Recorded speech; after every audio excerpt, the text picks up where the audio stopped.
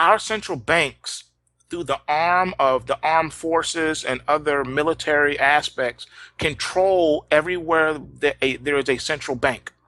That's why all the um, you know, countries and empires that, we get all of our resources from have a central bank there, followed by a military base or some type of military to control the bank's resources. The country is the bank's resources through the World Bank and the IMF and the International Monetary Funds and all this stuff. When they give money to a country and control it through debt, it gives them the right to take their resources. So as long as the Fed, i.e. central banks, have that control of that region, that's why you're seeing what you're seeing. Has nothing to do with mismanagement. It's a debt scheme. It's a scheme to control the masses and the people. So what's happening is when the day comes, you're not going to ever see a collapse. What you're going to see is an all-out grab, like that show that just came out, that movie, whatever it was. What was it? The fifth wave. Right. And the fifth wave was when they send the troops in to physically go and get the stuff. Well, that's what's going to happen here. That's why I say there's no collapse. Anything you see is manufactured. When they're ready to turn off the things, install the people, they could do that today or tomorrow. They can shut the banks down in a second. That's why you're never going to see bank runs in the U.S. It's impossible. They've created laws and legislation to make it impossible. You saw what happened back in 2008 when they rushed WAMU and a few other banks and tried to do that. You had dudes stand out there with machine guns and they had the bank shut down. You couldn't even go up in there. That's because they controlled it all, and they were letting you know by show of force how much deep we are down this rabbit hole to the point of no return. They control everything. And when they are ready, they will roll out the new system of electronic where you won't be able to transfer funds or do anything without going through this new mechanism. And that's what Bitcoin and the cryptocurrency serve to do, to prepare the people for the new economy, the new mechanics of the new economy. And the cryptocurrency mainframe, the way it operates, is going to be the new currency. We knew this back in 1994 when I first got my introduction to Wall Street. That was one of the first things they talked about. They had a conference and they were talking about that. That was back in 94. So that's how long they've been working on this. But using the cryptocurrency, there's no real central area for the system to work. It's diversified among many. Again, so, it's the mainframe. It's not the actual Bitcoin itself. It's the idea of it. It's the mainframe, the mechanics of it. And it's not centralized in the way you think. It's centralized through, this new thing is going to be through the central banks, just like it is now. And they're going to have, how do I say this? They have these machines, like when you go to the store and you check out. Mm-hmm. Well, if you notice lately, all the terminals, regardless of what store you go to, are starting to look kind of the same. The checkout thing is kind of the same. Some places, like if your card has the chip in it, right, you got to put it into the chip reader. Mm-hmm. You see how that's becoming main around everywhere you go? Right. Well, that's the same way this new monetary system is going to be, except for it's going to be more control, because they want to have more control over the money. They want to know everything about it. And with it, I mean, it's really, I go really into depth in my series on There Is No Collapse. I go really into it, but for the most part, it's trackable. It's wearable digital technology that has your money and you combined, like your social security number, if that makes any sense to you. It's really like space agey, out of this world, but it's already exists. It's ready to be rolled out at any time they're ready to roll it out. Revelation chapter 13, verse 15. And he had power to give life unto the image of the beast, that the image of the beast should both speak and cause that as many as would not worship the image of the beast should be killed. And he causeth all, both small and great, rich and poor, free and bond, to receive a mark in the right hand or in their foreheads, that no man might buy or sell, save that he had the mark, or the name of the beast, or the number of his name.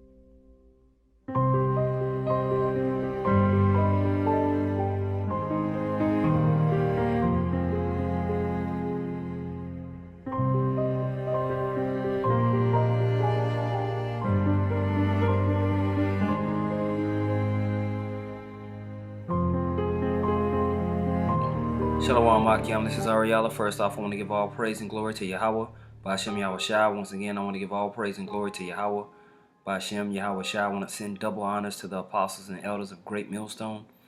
I want to send much peace, love, and salutation to all you brothers around the globe, pushing the word of Yahweh, Ba'ashem Yahweh Shai in sincerity and truth. In this edition of World War III Algorithm, we're talking about the mark of the beast.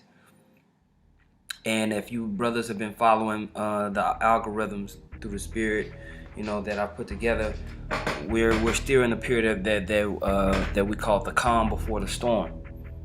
While these geopolitical moves and economic moves are being made, in the back end, you have the elite and those who are ruled by the spiritual demon Satan preparing for what they want in their new world order. Okay. And a part of that is the mark of the beast system, a whole new governing system and regulated system of commerce and economy, because the way you do your economic business pushes how you do your military business, pushes how you do your social work on the people, okay? And when you look in the scriptures, they were always fighting over that region in and around Israel because that was an epicenter of commercial traffic and knowledge and wisdom, man, because everybody was there. Okay.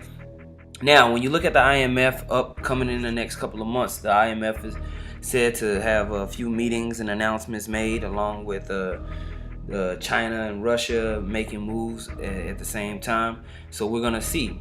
One interesting thing is this article right here on the IMF website, imf.org. IMF meaning International Monetary Fund. In January, they came out with this right here, and the title of it was Virtual Currencies and Beyond, Initial Considerations. You brothers can type this in and read the full thing. I just wanted to highlight some of the introductory type stuff and kind of go into it and its relevance with the RFID microchip and how the scriptures explicitly talk about this. Revelation 13 is pretty much a famous scripture, and the microchip is such a blatant, seemingly obvious prophecy that it's so in your face, people don't want to believe it. People don't want to believe that the elite of the world would be this ridiculous. As if destroying, billions of people isn't ridiculous. As if the transatlantic slave trade and the murders that they conjured up for you so-called Negroes, Latinos, and Native Americans wasn't absolutely ridiculous. As if the pollution levels from all these industries that are created with capitalism and how they're destroying the natural way of being and natural way of life on the planet Earth isn't ridiculous. GMO foods, hole in the ozone layer, the chopping down of trees and the eliminations of whole ecosystems, that's not ridiculous to you. So you telling me a monetary system that's gonna be integrated within yourself is absolutely ridiculous? No, it's not. This man is crazy. This man is driven by the spiritual demon Satan. And the only guide and warning that we have comes from the scriptures, comes from the Bible, man. And it's very important that Akim all across the world take heed to what they're looking at, man. This is not a controversy. This is just a fact. It's just true. This is what this man wants to do. So let's talk about this a little bit. Lord willing, this is edifying for you, Akim. And, please leave your comments on the comment board and any scriptures that may come to mind. With no further ado, when you skip down into this article, I'm going down to the 5th page. It says executive summary: new technologies supported by advances in encryption and network computing are driving transformational change to the global economy, including in how goods, services, and assets are exchanged. An important development in this process has been the emergence of virtual currencies, VCs. All right, VC schemes are private sector schemes that in many cases facilitate peer-to-peer exchange, bypassing traditional central clearinghouses. VCs and other associated technologies, notably distributed ledger ledgers based on blockchains are rapidly evolving, and the future landscape is difficult to predict. All right, now they're mentioning different things. Okay, one of the most famous things that people know about is Bitcoin and the development of its virtual currency or digital currency. Digital currency is a digital coin that you can send through the internet. This currency represents value that is not issued by a central bank or government, but is accepted by people as a means of payment for goods and services. Digital currencies have a number of advantages compared to other alternatives. Traditional banks charge fees to process monetary transactions. This increases the cost of everything you buy. They can even freeze your account and refuse to release your money if they choose to.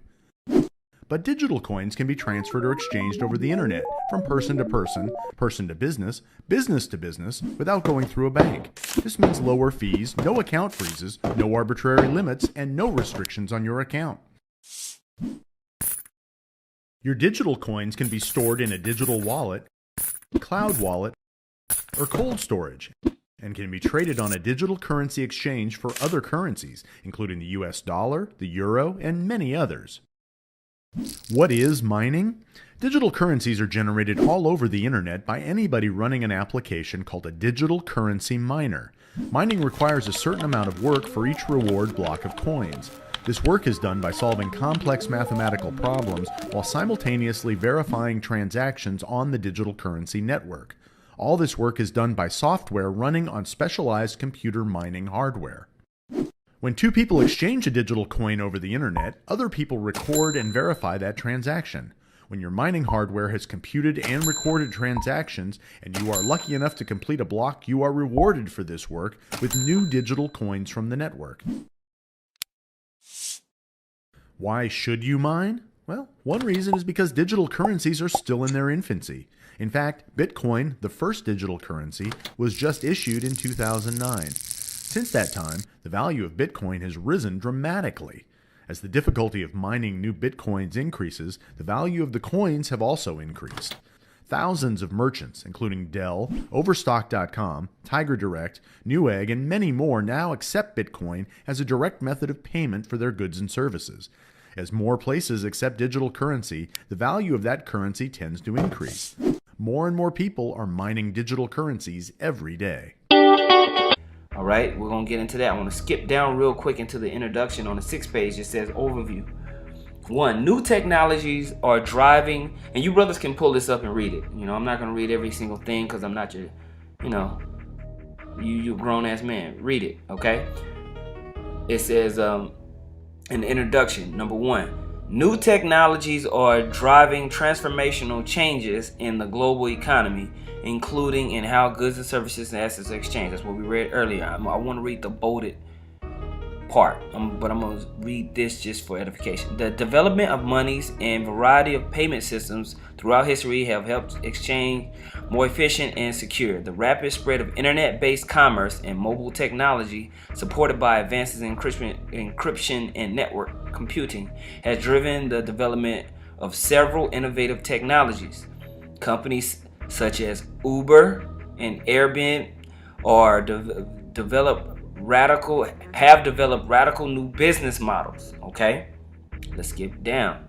Number 2, the important development in this process of transformation has been the emergence of virtual currencies. VCs in principle question the paradigm of state-supported fiat currencies and the dominant role that central banks and conventional financial institutions have played in the operation of the financial system.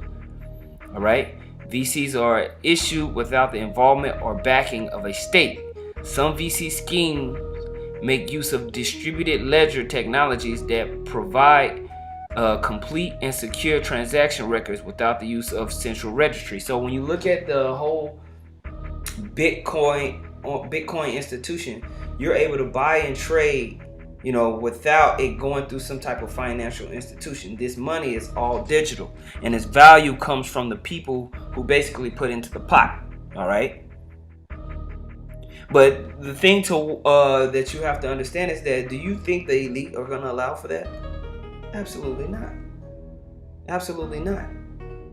Because when you saw Bitcoin when it first came out, you had all the pundits and the elite were using the media to basically demonize Bitcoin.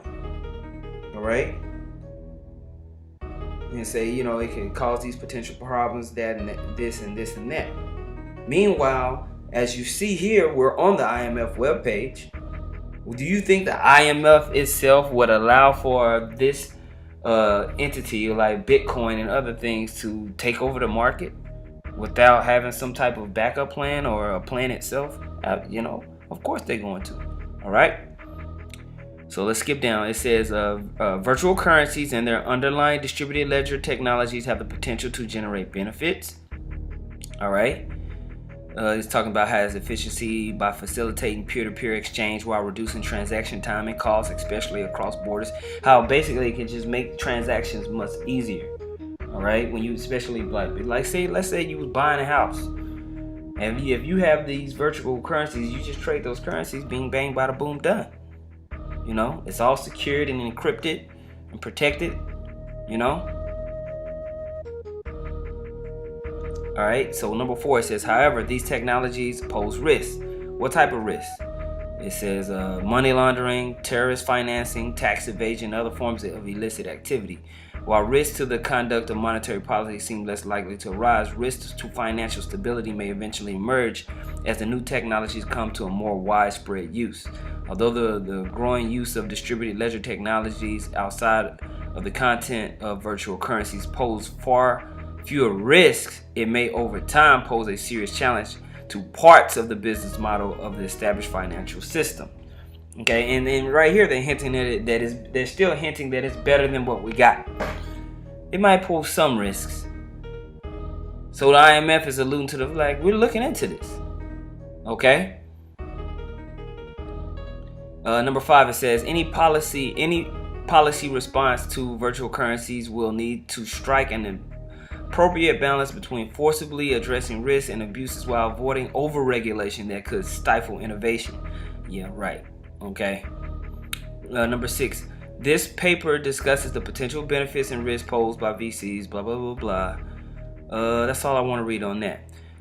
So you know that the IMF itself has already made plans to incorporate virtual currencies in its future projects. When you read this paper, it talks about how more research needs to be done and how we need to do that and need to do this. Well, if you listen to the interview that I put at the beginning of this video, you know that since the early 90s, they've already been looking into this technology and how they can use it in the future. And you already know, most likely, they've been looking into this stuff probably since the 70s or maybe even earlier than that. Okay? So I want to read this article real quick. This is from zerohedge.com. It was written also January 20th, 26. War on cash escalates. China readies digital currency. International Monetary Fund says extremely beneficial. Which this is what we was reading here in this PDF page. How they felt like it was extremely beneficial.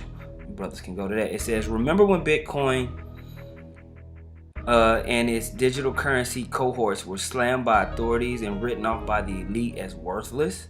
Well, now, as the war on cash escalates, officials from the IMF to China are seeing the opportunity to control the world's money through virtual cashless currencies. All right? Just as we warned most recently here, state wealth control is the goal. And as Bloomberg reports, the PBOC is targeting an early rollout of China's own digital currency to boost control of money. And none other than the IMF's Christine Lagarde added that virtual currencies are extremely beneficial. Okay? Let me see what else they got down here.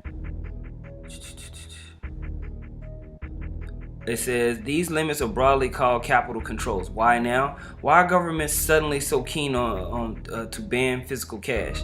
The answer appears to be that banks and government authorities are anticipating bail-ins, steeply negative interest rates, and hefty fees on cash, and they want to close any opening regular depositors might have to escape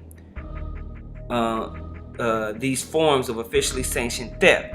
The escape mechanism from bail-ins and fees and cash deposits is physical cash, and hence the sudden flurry of calls to eliminate cash as a relic of a bygone age. That is, an age when commoners had some way to safeguard their money from bail-ins and banks to control. Because whenever everything's uploaded into this digital economy, the central banks are going to have full control over basically everything. And them being able to put this inside each person is going to just merge their synthetic godhood. They'll be able to basically upload you into their digital brain, into their digital world. They will be your digital gods. Okay? They will be able to see all and know all and have all power within that framework and world.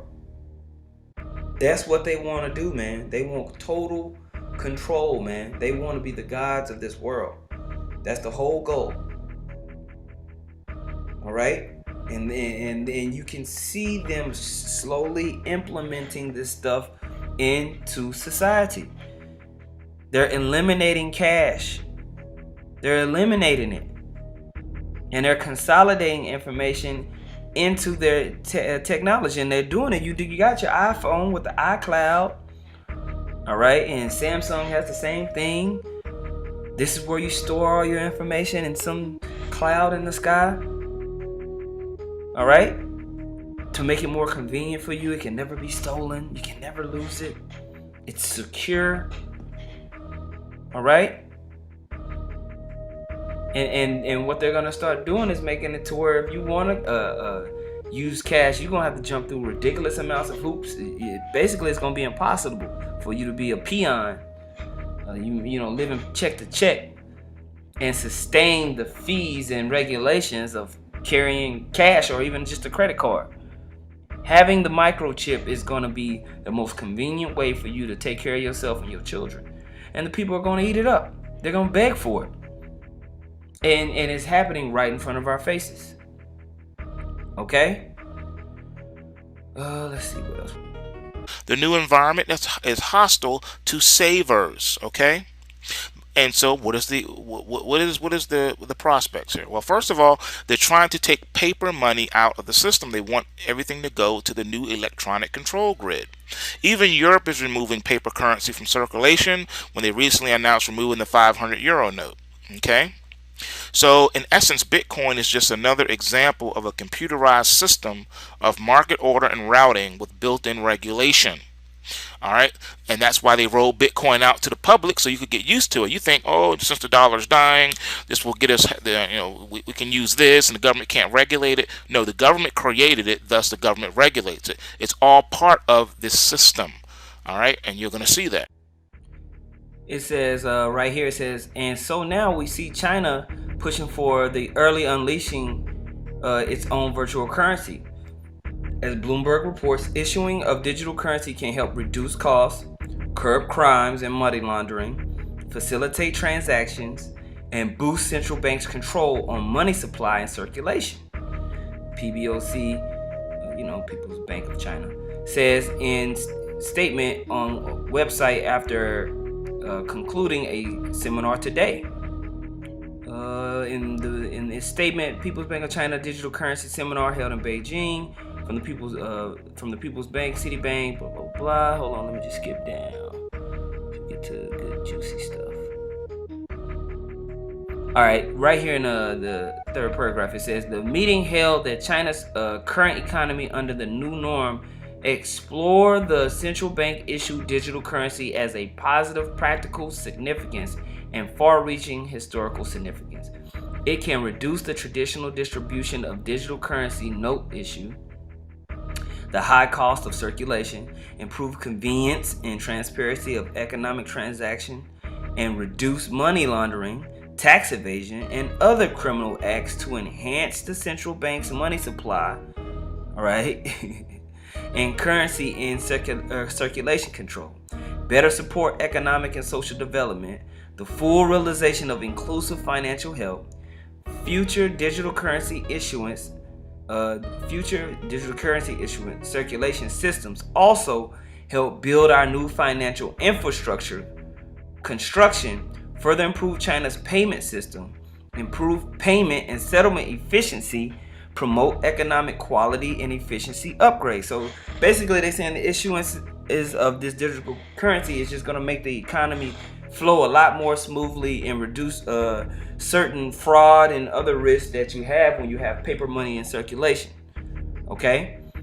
They can save a lot of money from having to print it, and monitoring the money is going to be a lot easier digitally than it would be, hand to hand. All right? And it's ironic because China was one of the first people that developed paper money, because carrying loads and loads of stuff back in the ancient world. Let's say you travel from southeastern part of China, and then you was going over into India to make a trade. Well, you make that trade, you gonna carry all that money back? Well, somebody gonna rob you on the way. So they would just issue paper money. Okay? It just made sense. All right? And so this is just nothing but a piece of the process that Esau wants to do to control these things. Because you got to remember, what controls China? It's the central banks, man. So if China is thinking about this stuff, you don't think that the rest of the world has already got these plans in order? Absolutely. Now, this is an article right here that I saw, and I thought it was interesting. I'm gonna read a little bit out of it also, and it's from thestreet.com. It was written in May 10th, 2016. It says the real reason governments are getting into digital currencies like Bitcoin. All right.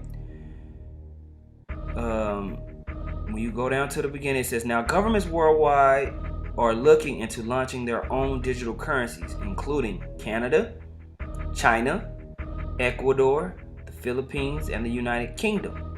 Some say that governments have other motivations besides just helping their citizens save time and money.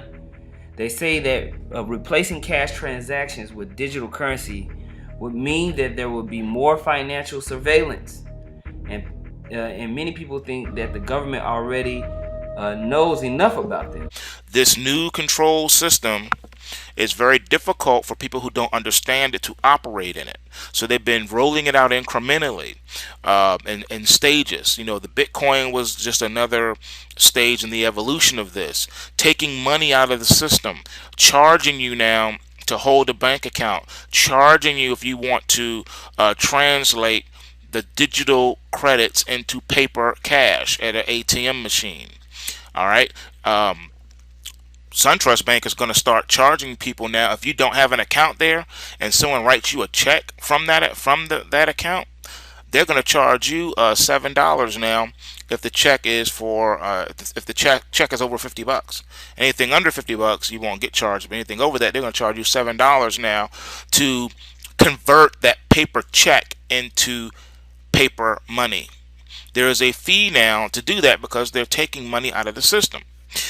For several years now, banks have been removing cash out of their branches. As you know, bank robberies were something that were rampant, and so one of the ideas they had was to basically take the cash out of the bank, and it all made sense because they were already working on rolling out the electronic control grid anyway. So once they got it underway, they said we don't even really need to hold cash anymore. We don't have to worry about bank robberies. So now they hold very little cash in a bank. Some banks have less than $12,000 in it. I'm not kidding. So you need to. That's why you see the armored cars all the time. They're coming and picking up the cash and sending it to the Federal Reserve. That's what they do on a daily basis. All right, we're already in a pseudo cashless society already. Okay, and how is this possible, and why is this possible?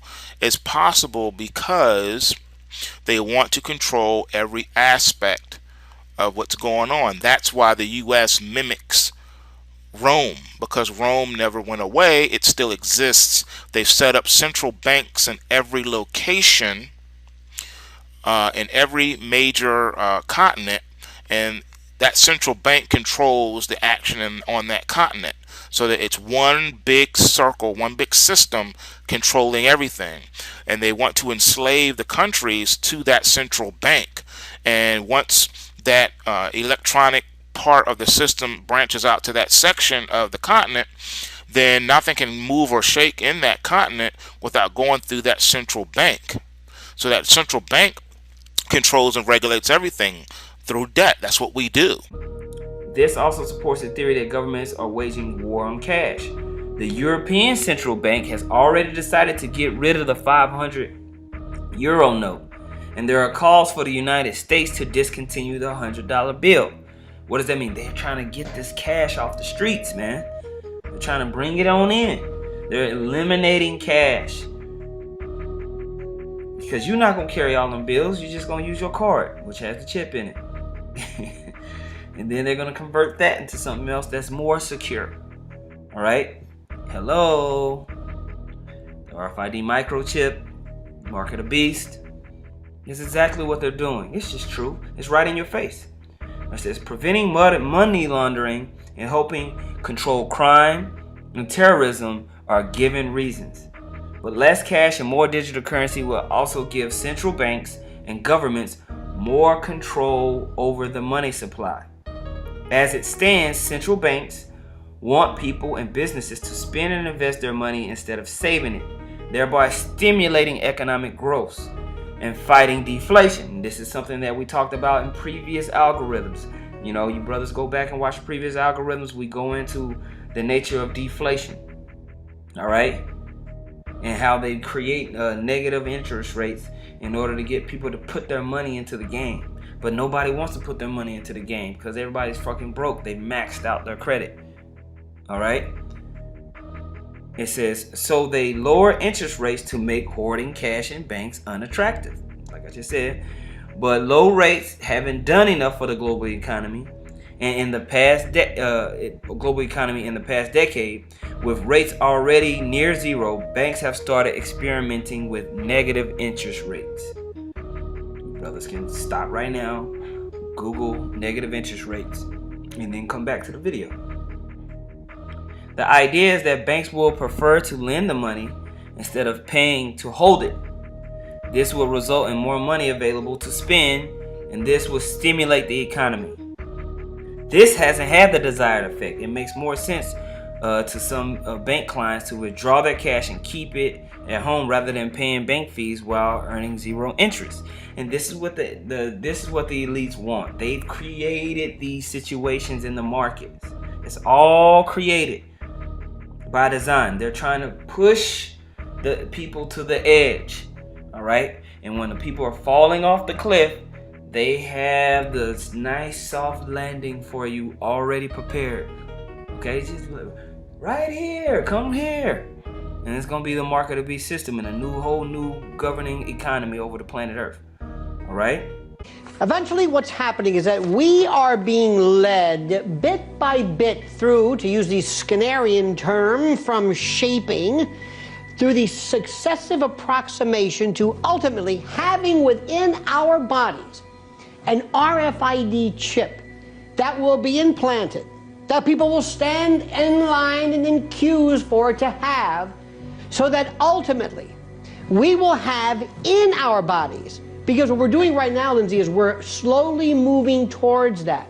We went from the desktop to the laptop to the phone to the watch, and now we're having little tattoos, little biometrics, all of them leading to the ultimate goal, and that is an RFID, a radio frequency identification or similar chip, to be placed subcutaneously. And that chip, Lindsay, will have everything about you there is. Your bank account, your GPS location, and you will do it. You will get one. Because after all, it will also have the siren call of medical information.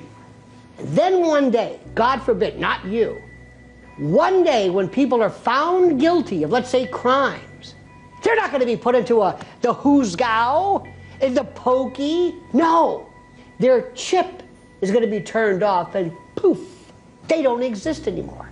That's where all of this is going. Talks about, with 4 of the 5 largest Bitcoin exchanges based in China, it is the largest market for this digital currency.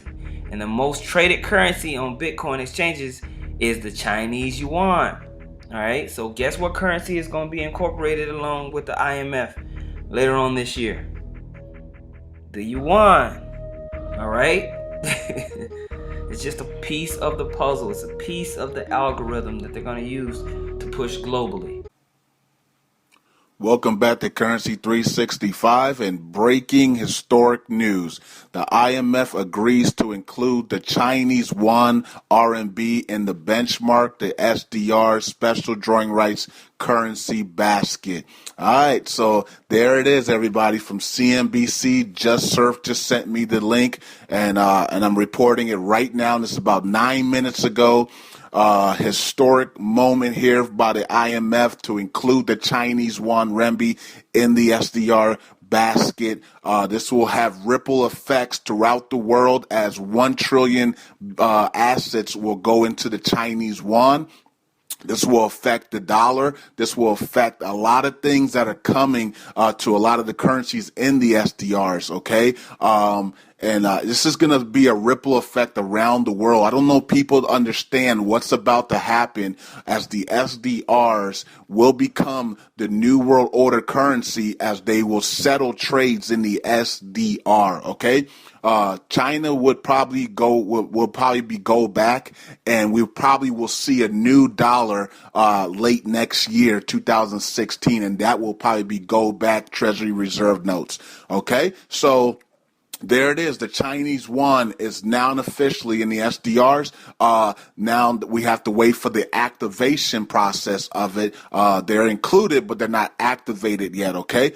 So we have to wait for the activation. They're saying that it could be around September next year, or it was supposed to be January, but it looks like America wanted to push it back to September. So it could be September. Once it's activated, then I think you're going to see the dollar lose about 30% of its value, and then they'll probably bring out the new dollar. Okay, so a lot of things are going on. It's going to affect your lives in 2016. That is a year that you better be prayed up, because a lot of craziness is coming in 2016 because of this decision, and nobody around the world knows about this because they're just glued to other things. Okay, so this is a historic moment by the IMF.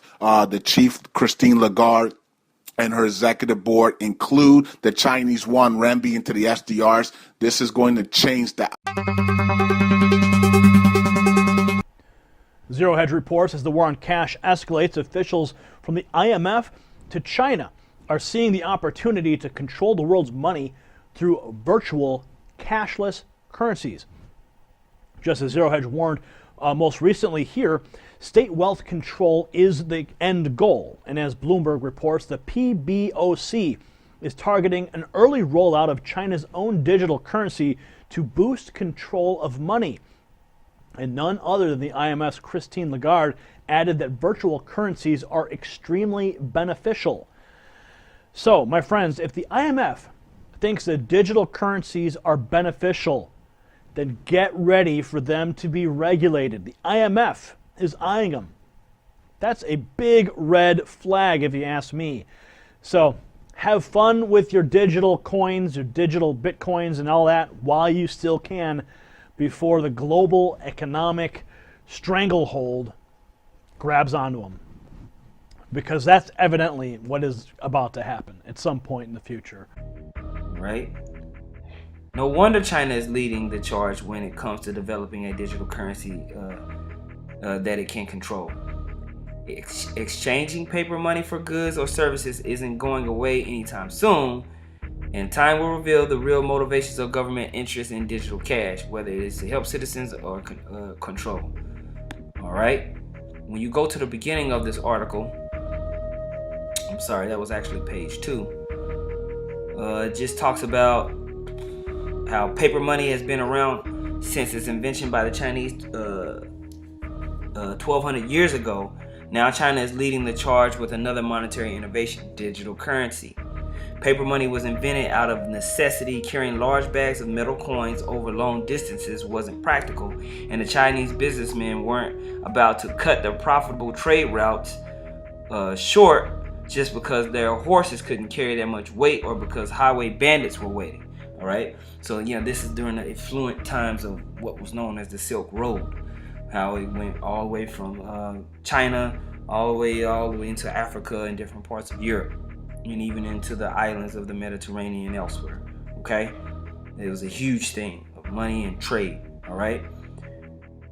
Skipping down, it says the head of the People's Bank of China had said recently that Bitcoin-like cryptocurrency is in development, which will be controlled by the central bank. Which will be controlled by the central bank. See that?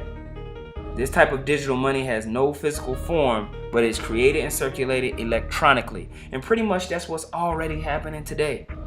You call it dollars, you call it this, you call it that, but it's really just numbers on a computer screen. Okay? It's just numbers on a computer screen. The only thing that the elites are going to have to do is figure out a fancy name that people will accept. And he will be able to be your full digital god. Control every part and every aspect of your life, man. All right? So I want to get this scripture. This is in the book of Ezekiel, the 28th chapter, in the first verse. It says, "The word of the Lord came again unto me, saying, Son of man, say unto the prince of Tyrus, thus saith the Lord power, because thine heart is lifted up, and thou hast said, I am a God. I sit in the seat of God, in the midst of the seas, in the midst of the people. Yet thou art a man and not God, though thou set thine heart as the heart of the Most High. Behold, thou art wiser than Daniel. There is no secret that can hide from thee." And what does that mean, wiser than Daniel? What Daniel was an elite scholar of his day, man. He sat in the court of the kings, all right, as a eunuch to the king of Babylon, man. And so, like, if you watch the TV series Marco Polo, you had the Mongol king, or I believe it was Kublai Khan, and he had the people of his court that he would talk to and advise himself with. And these people came from different lands. All right, they were the elite, of those different lands that were trained up in the Khan's court. Right? Daniel was one of those men back in the time of Babylon, man. So if you was to make a statement that are wiser than Daniel, that means you were keen on everything. That means you knew the lands around about. You knew about all types of stuff, man. Astronomy, all right? All types of things, man. So in verse 4 it says, "With thy wisdom and with thy understanding thou hast gotten thee riches and hast gotten gold and silver into thy treasures." All right? And so what Esau wants to do is fully control the planet Earth using the wisdom that's been given to him to create, this internet, and to back it up with NATO and his military power, and be able to push it forth on the people. And the mark of the beast, which we read earlier in the book of Revelation, the 13th chapter, and you continue on into the 14th chapter, it goes and talks about the judgment of receiving that mark. That's a part of this beast system's, implementation of their rulership. The people who believe in this system, who worship the image of the beast, are going to receive the mark of the beast, all right? And that mark is going to have the ability to allow you to buy and sell and maneuver through this society. It's not just an idea in your head that's locked up and nobody can see. No. Esau wants to be able to have godhood over you and to be able to track you and be able to say, I know exactly where you are, whenever you are, I control you. In order for him to do that, he has to put himself inside of you, essentially. You have to be uploaded into his system, into his digital brain, into, just as the Most High and his son is looking down on us and they know every hair on our head. Well, Esau can't just do that shit. He has to figure out a synthetic way to do it. He has to figure out a carnal way to do it. And that carnal way of doing it is the mark of the beast, man. All right? By thy, verse 5, by thy great wisdom and by thy traffic, talking about your economy, thou hast increased thy riches, and thine heart is lifted up because of thy riches. All right, he is moving with that boldness and that pride. But the Most High is set to destroy him. All right, the Most High is set to destroy this man. Okay, I want to get this right quick in Isaiah the 29th chapter. In the 15th verse, it says, woe unto them that seek deep to hide their counsel from the Lord, and their works are in the dark. This is the movements of what we call the Illuminati, or the super elite, the Rothschild families and those Edomite banking families that govern and rule all the money, all the legislation. All right, they have all the military might. All right, they got U.S. bases and other European bases all across the planet Earth, man. They're chief in military technology, and they have a foothold in the workings of all these major countries. China too. All right? All you're seeing is a battle of where are we going to base this new world order system out of? Is it going to be based out of here, or is it going to be based out of there? And that's why when you read in the 17th chapter of Revelation, which we've gone in on this on the previous algorithms, that the horns are going to even come up against. The beast is going to, pieces of that beast system are going to fight against itself, man. They're going to destroy themselves in the Third World War by nuclear destruction. Okay? So it says, woe unto them that hide, them that seek deep to hide their counsel from the Lord, and their works are in the dark. And they say, who seeth us and who knoweth us? Surely your turning of things upside down shall be esteemed as the potter's clay. For shall the work say of him that made it, he made me not? Or shall the thing framed say of him that framed it, he hath no understanding? See, the elite think that they're working outside of the Most High's algorithm. But the elite are doing exactly what the Most High wants. You're setting yourself up for destruction, perdition, woe. Okay?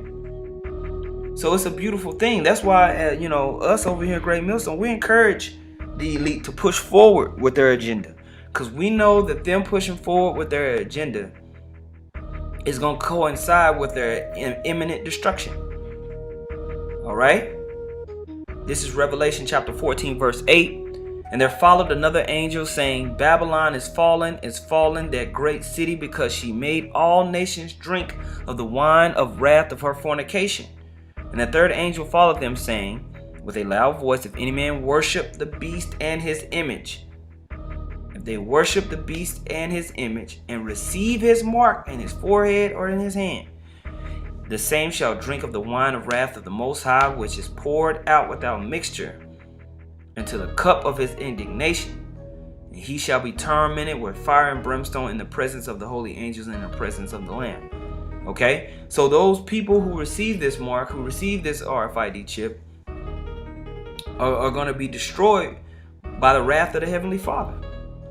So those of us who believe in the scriptures, who believe in the words of Yahweh Shem Yahushua, we not worried about this, man. We're going to do what we have to do to avoid this destruction.